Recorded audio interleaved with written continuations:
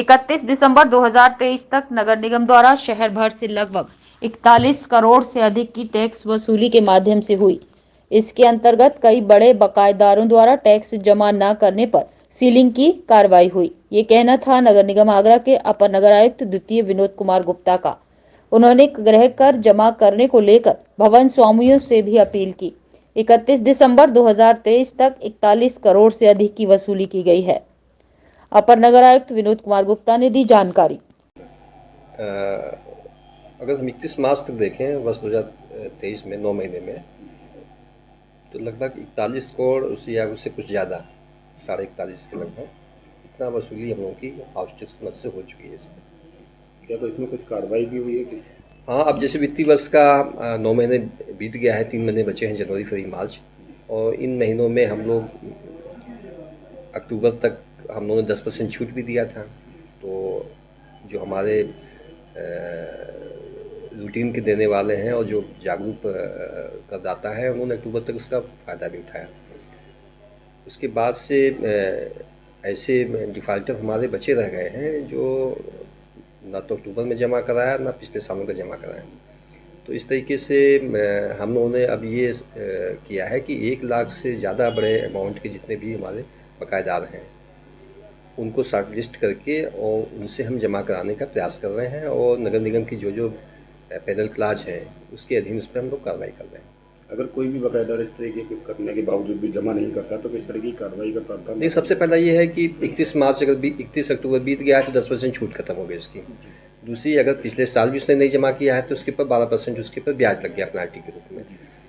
तीसरी चीज़ ये है कि अगर अब भी नहीं जमा कर रहा है तो फिर हमारे पास नगर निगम में उसके विरुद्ध मुकदमा दायर करने, उसकी चल संपत्ति, अचल संपत्ति उनको अटैच करने का भी अधिकार है। और इस वर्ष 2023 में 9 महीने के अंतराल में कोई सीलिंग की कार्रवाई अभी तक की गई है विभाग द्वारा?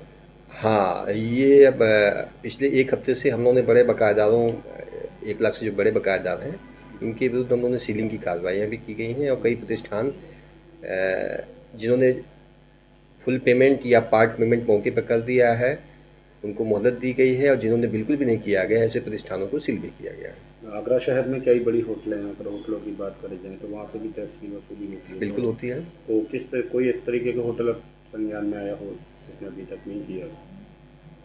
अब 1 लाख से ऊपर के बकायेदारों में चाहे होटल हो या कोई भी प्रतिष्ठान हो, रेजिडेंशियल भी हो सकते हैं, वो जो भी उसमें उस दायरे में आएंगे उस सब पे कार्रवाई। सरकारी कार्यालय भी कुछ आगरा शहर में कई हाँ, बिल्कुल, उन पर भी इस तरीके का रहता है? बिल्कुल है। सरकारी प्रतिष्ठान हमारे जो है, बेसिकली उनका मार्च के महीने में उनके बजट अलॉट होते हैं। हम लोग की तरफ से उनको सभी को डिमांड लेटर भेजा जा चुका है, और ज़्यादातर विभागों ने भी उस लेटर के आधार पे अपने अपने मुख्यालय से डिमांड की मांग की गई है।